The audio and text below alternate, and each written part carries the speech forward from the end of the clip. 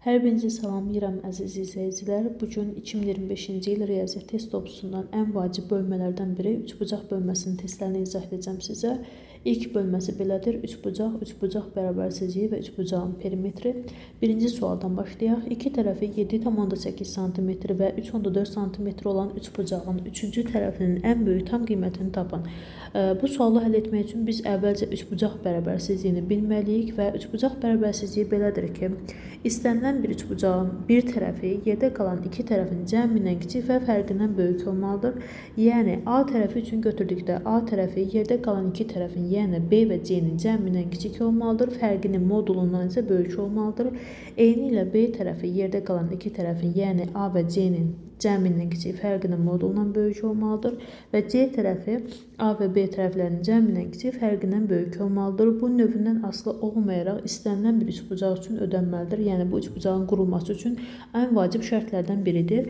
Əgər ilk ikisi ödənilir və ya biri ödənmirsə, onda belə bir üçbucağın qurulması mümkün deyil. Yəni bu şərti mütləq üç tərəfin üçündə yoxlamaq lazımdır. Və indi isə testimizi həll edək. Deməli, bizə deyilir ki, bir tərəfi 7,8 cm, digər tərəfi isə 3,4 cm-dir və üçüncü tərəfi isə bilmirik. Üçüncü tərəfi x olaraq qəbul edək və x tərəfi yerdə qalan iki tərəfin, yəni 7,8 və 3,4-ün cəmindən kiçik olmalıdır. Fərqinin modulundan isə böyük olmalıdır. Yəni x tərəfi 11,2-dən kiçik olmalıdır və 4,4-dən böyük olmalıdır. Onda x hansı ədədləri ala bilər və mütləq tam ədəd olmalıdır? 4,4-dən böyük tam ədəd. Ən kiçik 5 yaza bilərik. Sonra 6, 7, 8, 9, 10 və 11-də dayandıq. Nəyə görə 11-də dayandıq? Çünki 12 yazacaq şərti ödəməz. 12, 11,2-dən kiçik deyil. Yəni x-in ala biləcəyi ən böyük tam qiymət 11-dir. Sualın düzgün cavabı isə A variantı. 11. İkinci sualda yenə eyni qayda ilə həll edirik. İki tərəfi 6,9 və 5,7 cm olan üçbucağın üçüncü tərəfinin ən böyük tam qiymətini tapın. Yenə üçüncü tərəfi bilmədiyimizə görə x kimi qəbul edirik və x tərəfi yerdə qalan iki tərəfin, yəni 6,9 və 5,7-nin cəmindən kiçik və fərqindən isə böyük olmalıdır. Onda x hansı ədədləri ala bilər? X 12,6-dan kiçik və 1,2-dən isə böyükdür. Bu bərabərsizliyi ödəyən hansı tam ədədlər var? 1,2-dən böyük tam ədəd. Ən kiçikini yaza bilərik. 2, sonra 3, 4, 5, 6, 7, 8, 9, 10, 11 və 12-də dayandıq. Nəyə görə? Çünki 13 bu şərti ödəməz. 13, 12,6-dan kiçik deyil. Yəni x-in ala biləcəyi ən yekun qiymət, tam qiymət 12'dir. Yəni sualın cavabı 12 C variantı. Üçüncü sual, körbucaqlı üçbucağın A, B, C tərəflərini müqayisə edin və üçbucaqda belə bir qayda var ki, böyük bucaq qarşısında böyük tərəf dayanır və kiçik bucaq qarşısında isə kiçik tərəf dayanır və şəkilə diqqət etsək, bu bir körbucaqlı üçbucaqdır və əlbəttə ki, körbucağın qarşısına dayanan tərəf ən böyük olacaq, yəni C tərəfi digər iki tərəfdən böyükdür. Və sonra baxsaq görərək ki, alfa bucağının qarşısında A dayanıb və B isə 2 alfanın qarşısında dayanıb və 2 alfa bucağı alfa bucağından böyükdür. Onda belə çıxır ki, B tərəfi də A tərəfindən daha böyükdür. Yəni onda ən kiçik tərəf A-dır, sonra B və sonra isə C. A, B, C və bu qayda ilə sıralanmalıdır və düzgün variant B variantı. Və dördüncü sualda yenə eyni qayda ilə körbucaqlı üçbucağın alfa, beta və qamma bucaqlarını müqayisə edin və şəkilə baxanda görürük ki, qamma körbucaqdır. Körbucaq əlbəttə iti bucaqdan daha böyükdür. Onda ən böyük bucaq qammadır. Və sonra isə baxsaq görərik ki, deməli A tərəfi alfanın qarşısına dayanıb və 2A isə beta ilə üzbəüz dayanıb və 2A A-dan daha böyükdür. Onda belə çıxır ki, beta da alfadan daha böyükdür. Onda ən kiçik alfa olur, sonra beta və sonra isə qamma bu qayda ilə düzülməlidir. Yəni alfa, beta, qamma. Düzgün variant isə D variantıdır. İkinci sual, üçbucağın iki tərəfinin uzunluğu 2 və 5 cm-dir. Üçbucağın perimetri üçün hansı münasibət doğrudur? Deməli, bir tərəfi 2, bir tərəfi 5 cm-dir. Üçüncü tərəfi bilmədiyimizə görə, yəni x olaraq qəbul edirik və x hansı qiymətləri ala bilər? X 5 və 2-nin cəmindən kiçik və fərqi nəsə böyük olmalıdır. Yəni x 7-dən kiçik, 3-dən böyük olmalıdır. Bu bərabərsizliyi ödəyən hansı ədədlər var? 3-dən böyük 4, 5 və 6. Deməli, x ən kiçik 4 ala bilər və ən böyük isə 6 ala bilər və bizdən perimetrin hansı qiymətlər alacağını soruşur. X-i 4 olaraq qəbul etsək, onda perimetrini hesablayaq və istənilən fiqurun perimetri onun tərəflərinin cəmidir və üçbucağın perimetrini tapmaq üçün onun tərəflərinin cəmini tapırıq. Yəni 2 üstəgəl 4 üstəgəl 5 alır 11. Bu ən kiçik haldadır. Yəni perimetr ən kiçik halda 11 qiymətini ala bilər və ən böyük halı hesablasaq, bu səfər x-i 6 olaraq qəbul etsək, onda perimetri 2, 6 və 5-in cəminə bərabər olar, yəni 13. Deməli, perimetri ən kiçik 11 qiymətini alır və ən böyük isə 13 qiymətini alır.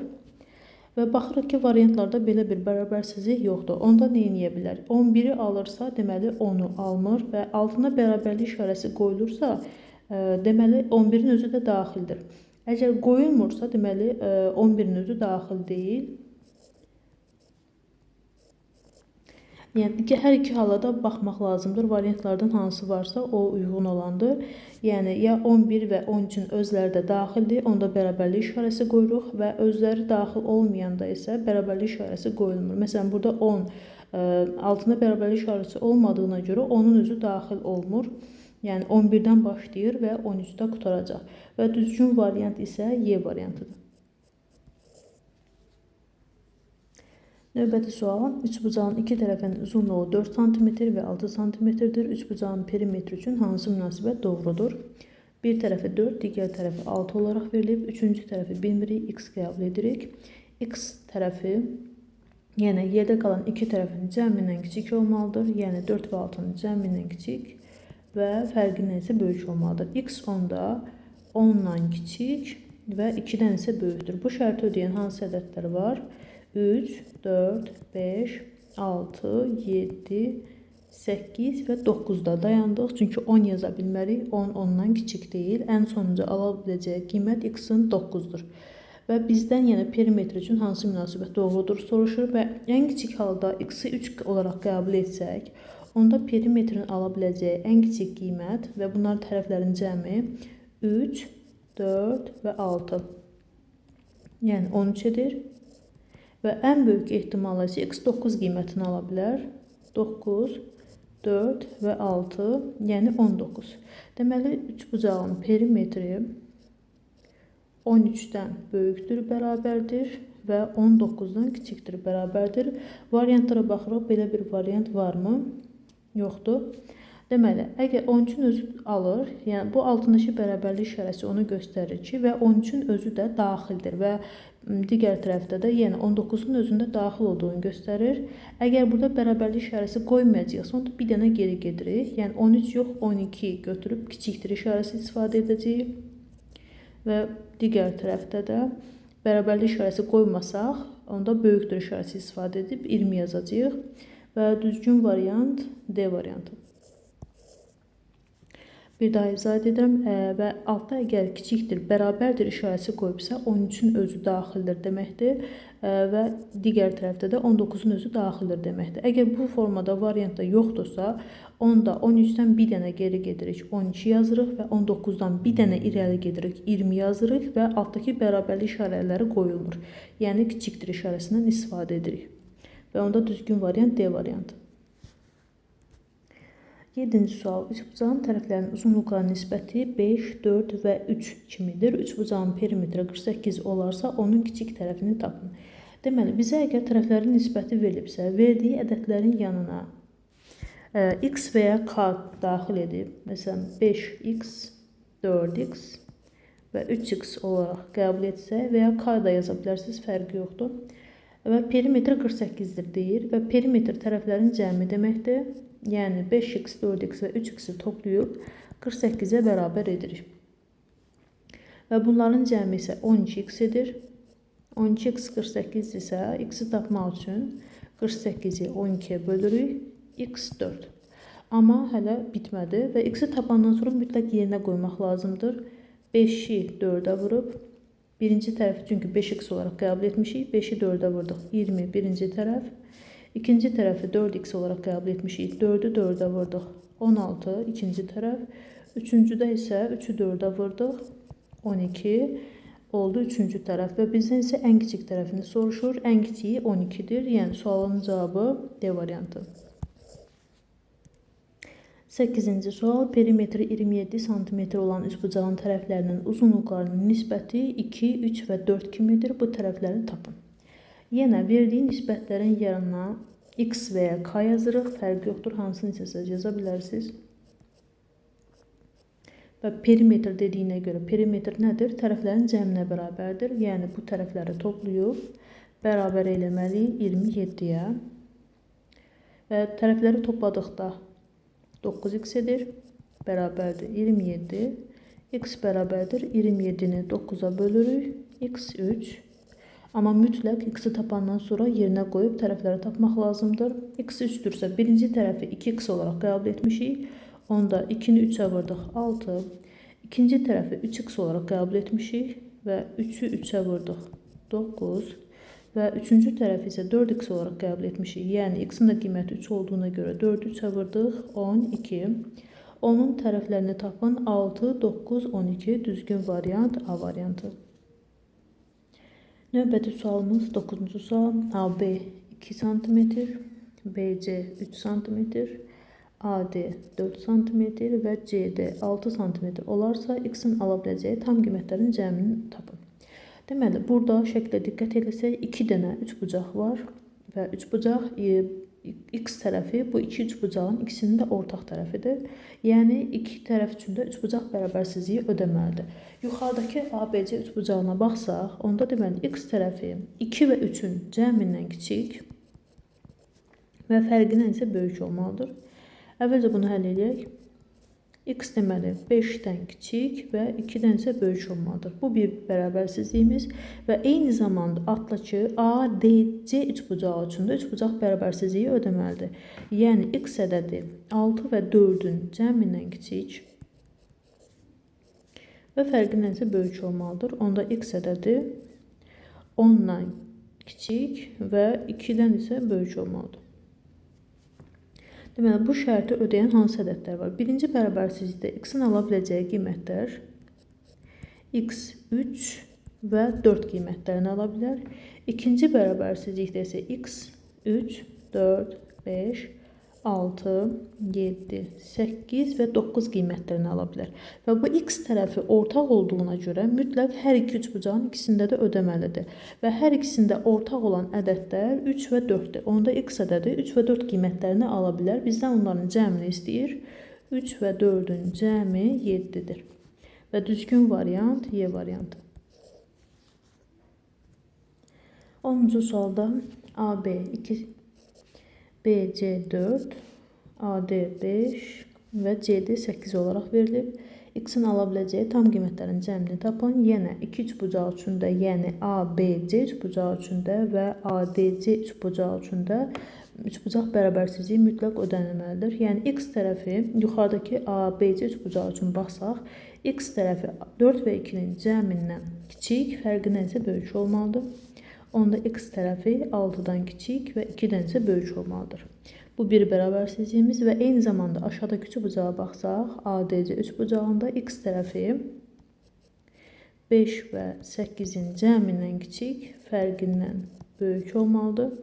Onda x tərəfi 13-dən kiçik və 3-dən isə böyük olmalıdır.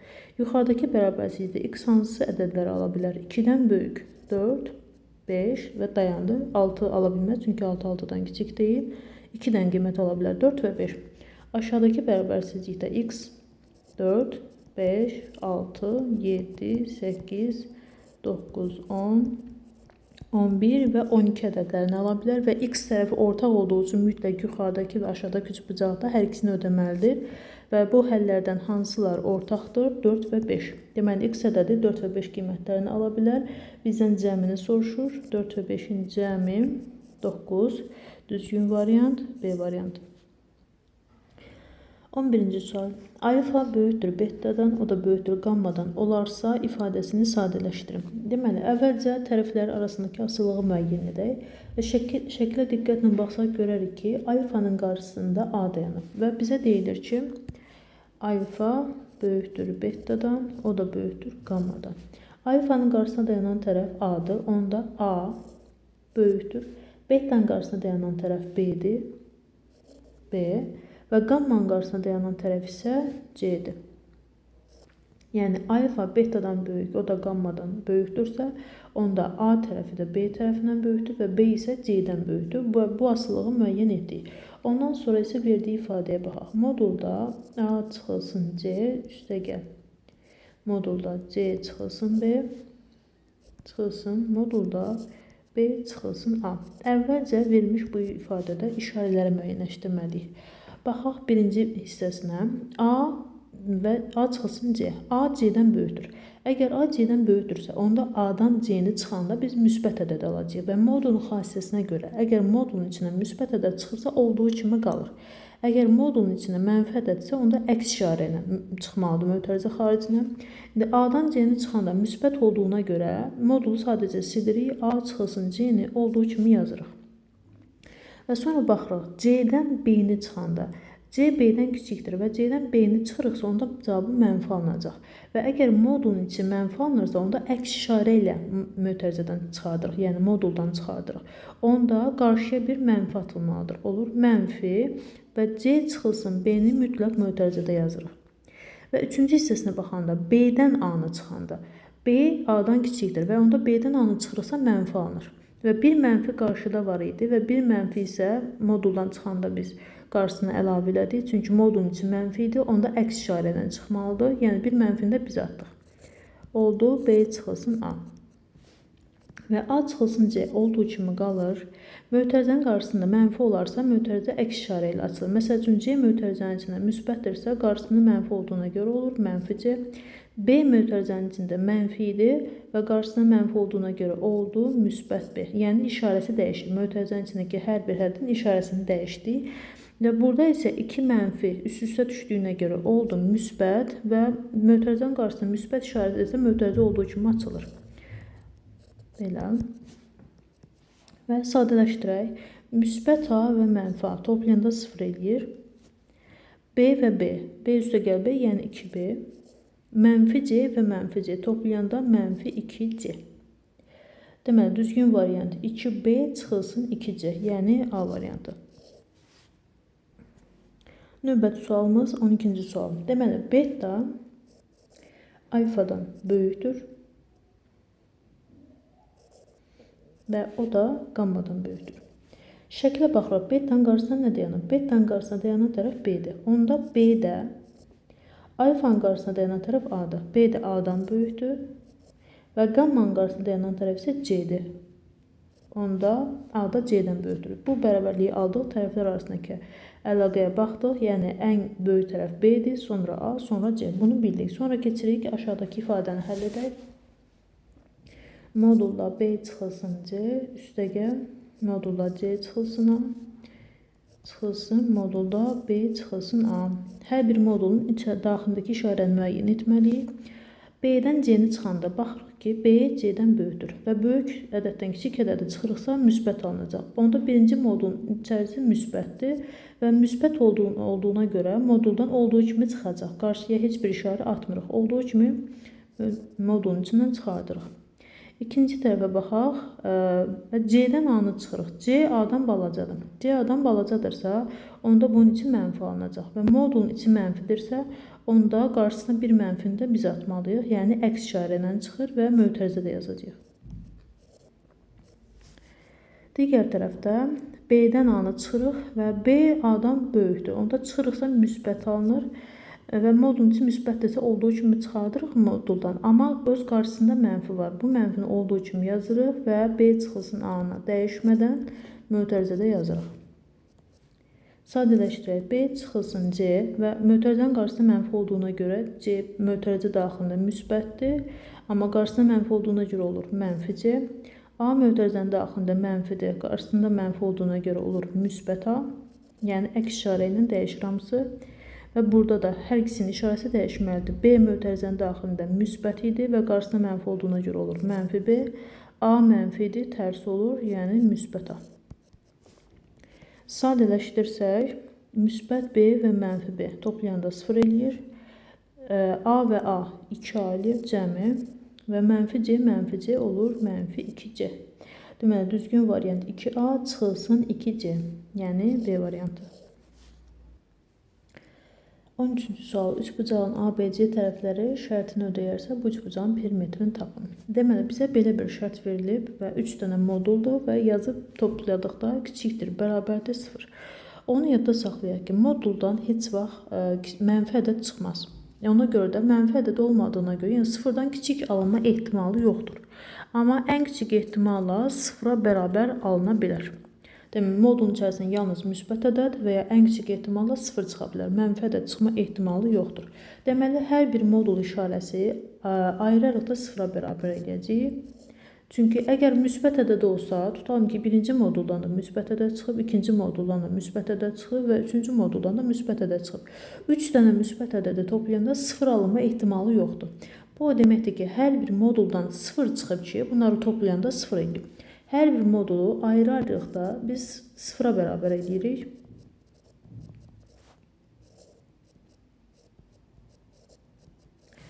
Və A üstə gəlsin C çıxılsın 15 bərabərdir 0. Biraz da sadələşdirsək, A üstə gəl B. 13-ü digər tərəfə keçidəndə olur müsbət 13.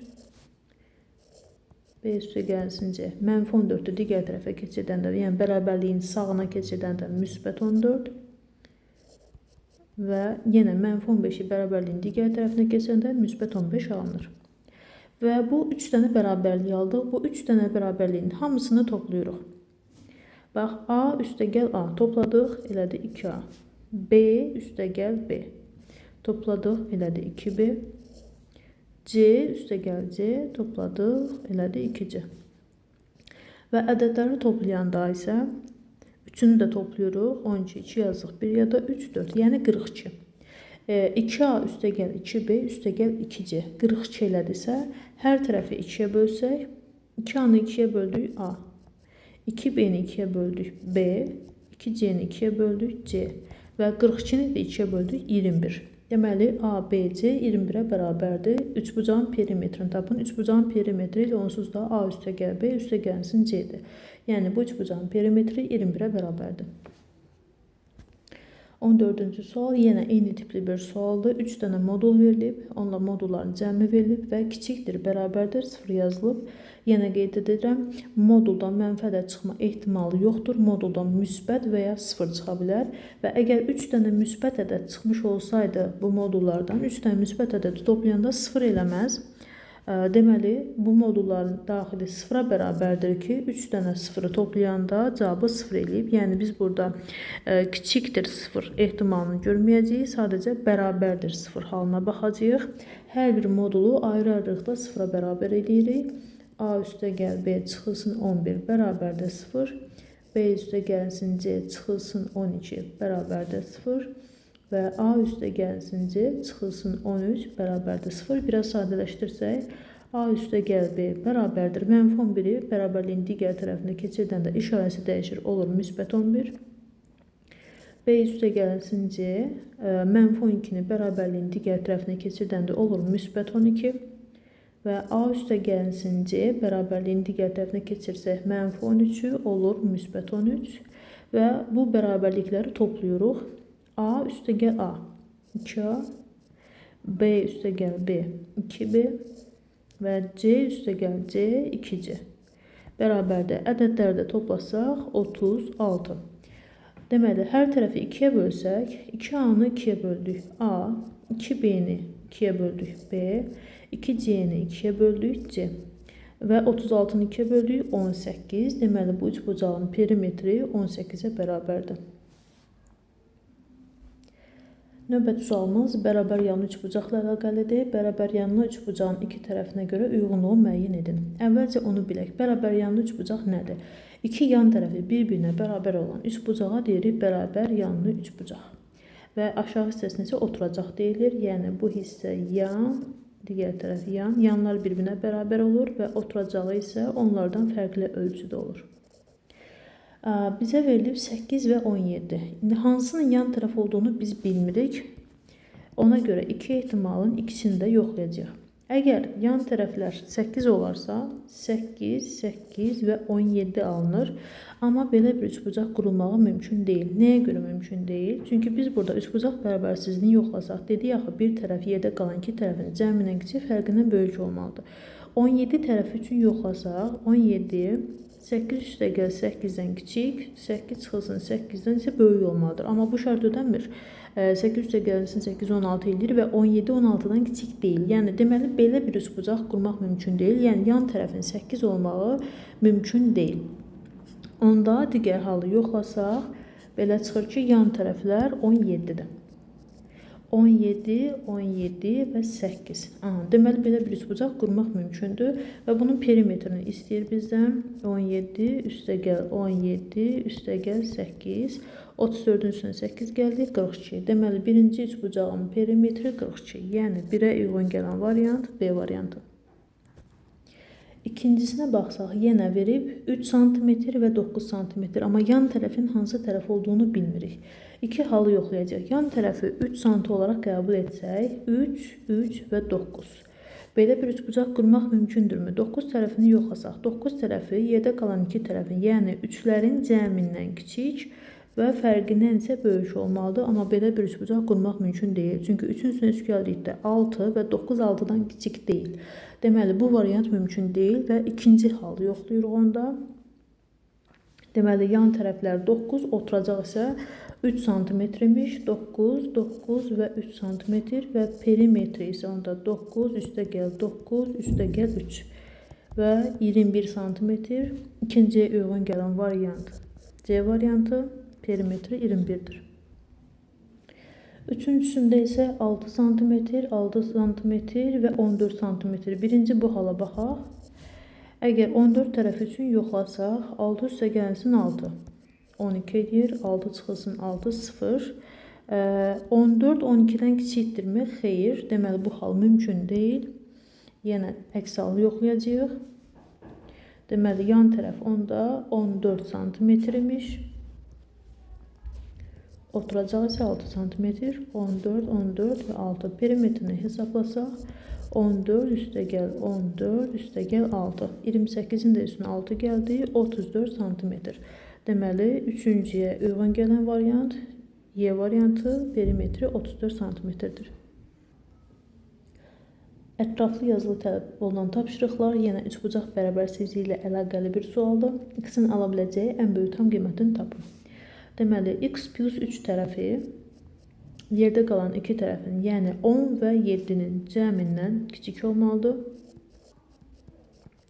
və fərqinin modulundan isə böyük olmalıdır. Sadələşdirsək, yəni x üstə gəlsin 3 17-dən kiçik və 3-dən böyük olmalıdır. Deməli, ortada gördüyümüz kimi x üstə gəlsin 3 var və bu plus 3-ü yoxa çıxarmaq lazımdır. Plus 3-ü necə yuxarı çıxarda bilərik? Hər tərəfdən 3 çıxmaqla. Deməli, bu bərabərsizliyin hər bir tərəfindən 3 çıxırıq. 3-dən 3 çıxırıq.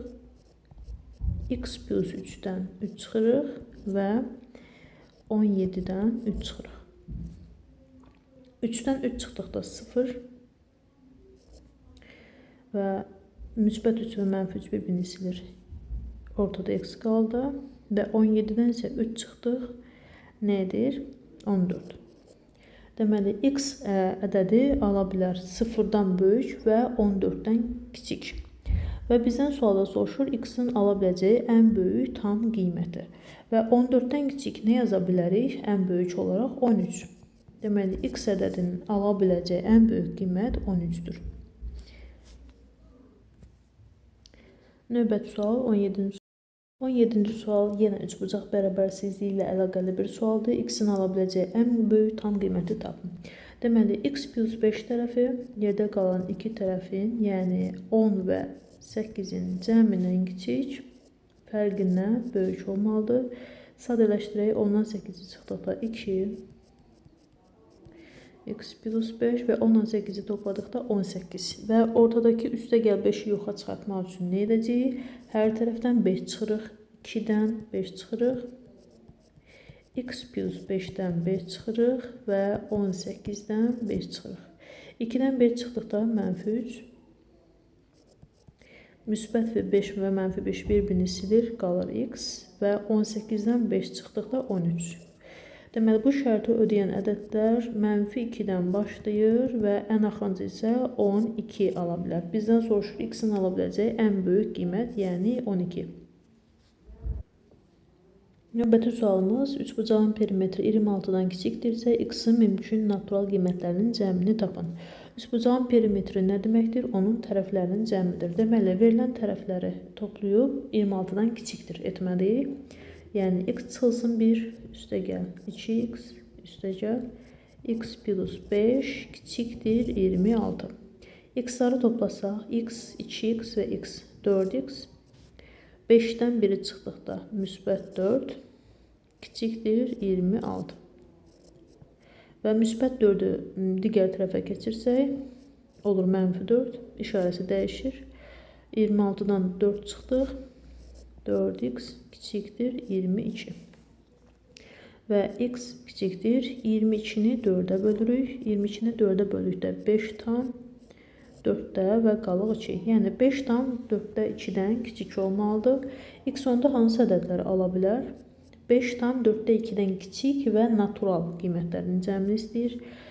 1, natural dediyinə görə 0-ı götürmürük. 1-dən başlayır. 1, 2, 3, 4 və 5. Bunların cəmi, yəni 1, üstəgəl 2, üstəgəl 3, üstəgəl 4 və üstəgəl 5. Cəmi isə 15 edir. Deməli, sualın cavabı 15. 19-cu sual, üçbucağın perimetri 21-dən kiçikdirsə, x-in mümkün olan natural qiymətlərin cəmini tapın, cavabınızı izah edin. Deməli, perimetri 21-dən kiçikdirsə deyir, yenə perimetrini tapaq. X çıxılsın 1, üstəgəl 2x, üstəgəl x plus 4. Yəni, tərəflərinin cəmi 21-dən kiçikdir olmalıdır. X-ları toplasaq, x, 2x və x, 4x. Müsbət 4 və mənfi 1. 4-dən birini çıxdıqda müsbət 3 kiçikdir 21. Müsbət 3-ü digər tərəfə keçirsək, olur mənfi 3. 4x kiçikdir 21-dən 3 çıxdıqda 18 və 18-i 4-ə böldükdə 4 tam 4-də 2. Deməli, x natural olmalıdır və 4 tam 4-də 2-dən kiçik olmalıdır. Natural dediyinə görə 1-dən başlayırıq, 0 götürmürük. 1, 2, 3 və 4. 4-ün özü də 4 tam 4-də 2-dən kiçikdir. Ona görə 4-ü də götürür və tərəflərin cəmi isə 10 edir. Növbəti sualımız, eni sabit uzunluqda olan düzxətli su kanalının bir tərəfində A və B nöqtələrində 2 gözətçi məntəqəsi, digər tərəfində isə C nöqtəsi, bir gözətçi məntəqəsi mövcuddur. A və C arasındakı məsafə 20, B və C arasındakı məsafəsi 24 metrdir. A və B məntəqələri arasındakı məsafənin tam ədəd olduğunu bilərək, A və B məsafəsinin ən böyük qiymətini tapın. Yenə üçbucaq bərabərsizliyindən istifadə edəcəyik. X digər iki tərəfin, yəni 24 və 20-nin cəmindən kiçik, fərqindən isə böyük olmalıdır. Yəni x ədədi 4-dən böyük və 44-dən kiçik olmalıdır. Və 4-dən böyük, 44-dən kiçik. Ən böyük neçə ola bilər? X 5-dən başlayaraq 43-ə qədər qiymətlər alır və ən böyüyü isə 43-dür. Və 21-ci tapşırıqda eyni tipli bir tapşırıqdır. A və C aralarındakı məsafə 30 metrdir. B və C aralarındakı məsafə 26 metrdir. AB arasındakı məsafənin tam ədəd olduğunu bilərək, AB məsafəsinin ən böyük qiymətini tapın. AB məsafəsini x kimi qəbul edirik və x digər iki tərəfin, yəni 30 və 26-nın cəmindən kiçik, fərqindən isə böyük olmalıdır. Onda x 4-dən böyük və 56-dan isə kiçik olmalıdır. və bu şərti ödəyən ən böyük qiymət nə ola bilər? 55. Sualın cavabı 55-dir.